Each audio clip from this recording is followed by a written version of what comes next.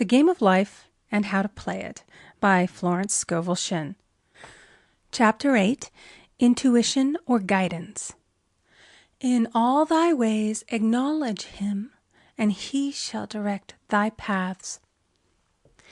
There is nothing too great of accomplishment for the man who knows the power of his word, and who follows his intuitive leads. By the word he starts in action unseen forces, and can rebuild his body or remold his affairs. It is, therefore, of the utmost importance to choose the right words, and the student carefully selects the affirmation he wishes to catapult into the invisible. He knows that God is his supply, and that there is a supply for every demand, and that his spoken word releases this supply. Ask, and ye shall receive. Man must make the first move. Draw nigh to God, and he will draw nigh to you. I have often been asked just how to make a demonstration. I reply, speak the word, and then do not do anything until you get a definite lead. Demand the lead, saying, Infinite Spirit, reveal to me the way. Let me know if there's anything for me to do. The answer will come through intuition, or hunch, a chance remark from someone, or a passage in a book, etc., etc. The answers are sometimes quite startling in their exactness. For example, a woman desired a large sum of money. She spoke the words, Infinite Spirit, open the way for my immediate supply. Let all that is mine by divine right now reach me in great avalanches of abundance. Then she added, give me a definite lead. Let me know if there is anything for me to do. The thought came quickly. Give a certain friend, who had helped her spiritually, $100. She told her friend, who said, wait and get another lead before giving it. So she waited, and that day met a woman who said to her, I gave someone $1 today. It was just as much for me as it would be for you to give someone 100. This was indeed an unmistakable lead, so she knew she was right in giving the $100. It was a gift which proved a great investment, for shortly after that, a large sum of money came to her in a remarkable way. Giving opens the way for receiving. In order to create activity in finances, one should give. Tithing, or giving 1/10 of one's income, is an old Jewish custom and is sure to bring increase. Many of the richest men in the country have been tithers and have never known it to fail as an investment. The 10th part goes forth and returns blessed and multiplied, but the gift or tithe must be given with love and cheerfulness, for God loveth a cheerful giver. Bills should be paid cheerfully. All money should be sent forth fearlessly and with a blessing. This attitude of mind makes man master of money. It is his to obey, and his spoken word then opens vast reservoirs of wealth. Man himself limits his supply by his limited vision. Sometimes the student has a great realization of wealth, but is afraid to act. The vision and action must go hand in hand, as in the case of the man who bought the fur-lined overcoat. A woman came to me asking me to speak the word for a position. So I demanded, Infinite Spirit, open the way for this woman's right position. Never ask for just a position. Ask for the right position, the place already planned in divine mind, as it is the only one that will give satisfaction. I then gave thanks that she had already received, and that it would manifest quickly. Very soon she had 3 positions offered her, 2 in New York and 1 in Palm Beach, and she did not know which one to choose. I said, ask for a definite lead. The time was almost up and was still undecided when one day she telephoned. When I woke up this morning, I could smell Palm Beach. She had been there before and knew its balmy fragrance. I replied, well, if you can smell Palm Beach from here, it's certainly your lead. She accepted the position, and it proved a great success. Often one's lead comes at an unexpected time. One day, I was walking down the street when suddenly I felt a strong urge to go to a certain bakery a block or two away. The reasoning mind resisted, arguing, "There's nothing there that you want." However, I had learned not to reason, so I went to the bakery, looked at everything, and there was certainly nothing there that I wanted. But coming out, I encountered a woman I had thought of often, and who was in great need of the help which I could give her. So often, one goes for one thing and finds another.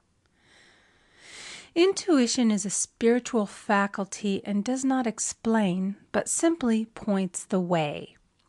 A person often receives a lead during a treatment. The idea that comes may seem quite irrelevant, but some of God's leadings are mysterious.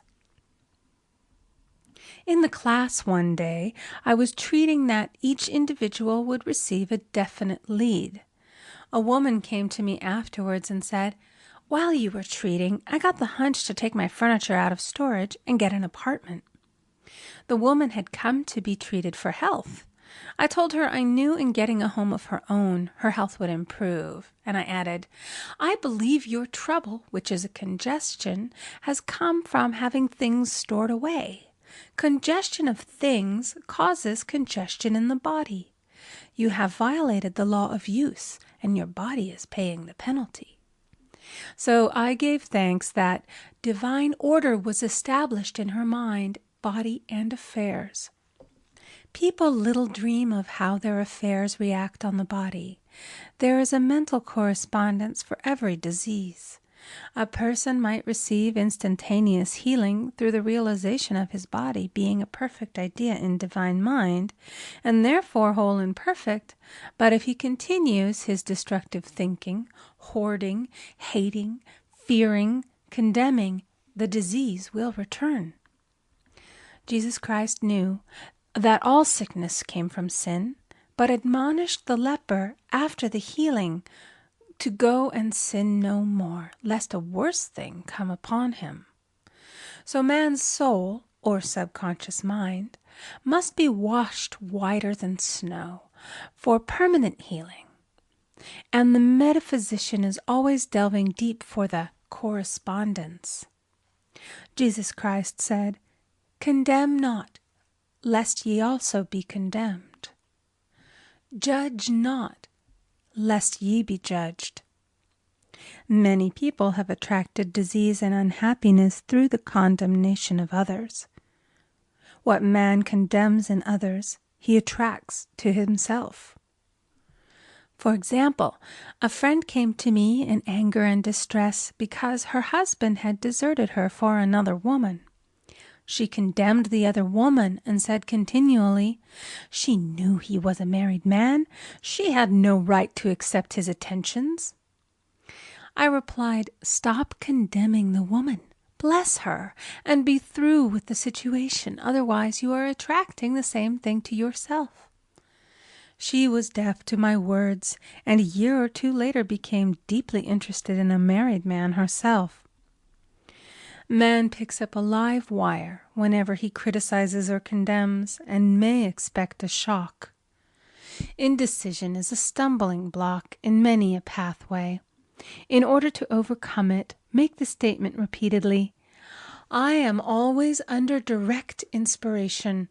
I make right decisions quickly." These words impress the subconscious, and soon one finds himself awake and alert, making his right moves without hesitation. I have found it destructive to look to the psychic plane for guidance, as it is the plane of many minds and not the one mind. As man opens his mind to subjectivity, he becomes a target for destructive forces. The psychic plane is the result of man's mortal thought and is on the plane of opposites. He may receive either good or bad messages. The science of numbers and the reading of horoscopes keep man down the mental or mortal plane, for they deal only with the karmic path. I know of a man who should have been dead years ago according to his horoscope, but he is alive and a leader of one of the biggest movements in this country for the uplift of humanity. It takes a very strong mind to neutralize a prophecy of evil. The student should declare, "Every false prophecy shall come to naught. Every plan my Father in heaven has not planned shall be dissolved and dissipated. The divine idea now comes to pass." However, if any good message has ever been given one, of coming happiness or wealth, harbor and expect it, and it will manifest sooner or later through the law of expectancy. Man's will should be used to back the universal will. I will that the will of God be done. It is God's will to give every man every righteous desire of his heart, and man's will should be used to hold the perfect vision, without wavering. The prodigal son said, "I will arise and go to my father." It is indeed often an effort of the will to leave the husks and swine of mortal thinking. It is so much easier for the average person to have fear than faith. So faith is an effort of the will. As man becomes spiritually awakened, he recognizes that any external inharmony is the correspondence of mental inharmony. If he stumbles or falls, he may know he is stumbling or falling in consciousness. One day a student was walking along the street, condemning someone in her thoughts. She was saying mentally, "That woman is the most disagreeable woman on earth," when suddenly 3 Boy Scouts rushed around the corner and almost knocked her over. She did not condemn the Boy Scouts, but immediately called on the law of forgiveness and saluted the divinity in the woman. Wisdom's ways are ways of pleasantness, and all her paths are peace. When one has made his demands upon the universal, he must be ready for surprises. Everything may seem to be going wrong, when in reality it is going right. For example, a woman was told that there was no loss in divine mind. Therefore, she could not lose anything which belonged to her. Anything lost would be returned, or she would receive its equivalent. Several years previously, she had lost $2,000. She had loaned the money to a relative during her lifetime, but the relative had died, leaving no mention of it in her will. The woman was resentful and angry, and as she had no written statement of the transaction, she never received the money, so she determined to deny the loss and collect the $2,000 from the Bank of the Universal. She had to begin by forgiving the woman, as resentment and unforgiveness closed the door of this wonderful bank. She made this statement, "I deny loss. There is no loss in divine mind. Therefore, I cannot lose the $2,000 which belong to me by divine right. As one door shuts, another opens." She was living in an apartment house which was for sale, and in the lease was a clause stating that if the house was sold, the tenants would be required to move out within 90 days. Suddenly, the landlord broke the leases and raised the rent. Again, injustice was on her pathway, but this time she was undisturbed. She blessed the landlord and said, "As the rent has been raised, it means that I'll be that much richer, for God is my supply." The new leases were made out for the advanced rent, but by some divine mistake, the 90-day clause had been forgotten. Soon after, the landlord had an opportunity to sell the house. On account of the mistake in the new leases, the tenants held possession for another year. The agent offered each tenant $200 if he would vacate. Several families moved. 3 remained, including the woman. A month or 2 passed, and the agent again appeared. This time he said to the woman, "Will you break your lease for the sum of $1,500? It flashed upon her, "Here comes the $2,000. She remembered having said to friends in the house, We will all act together if anything more is said about leaving." So her lead was to consult her friends. These friends said, "Well, if they have offered you 1,500, they will certainly give 2,000. So she received a check for $2,000 for giving up the apartment. It was certainly a remarkable working of the law, and the apparent injustice was merely an opening for the way for her demonstration. It proved that there is no loss, and when man takes his spiritual stand, he collects all that is his from this great reservoir of good. "I will restore to you the years the locusts have eaten." The locusts are the doubts, fears, resentments, and regrets of mortal thinking.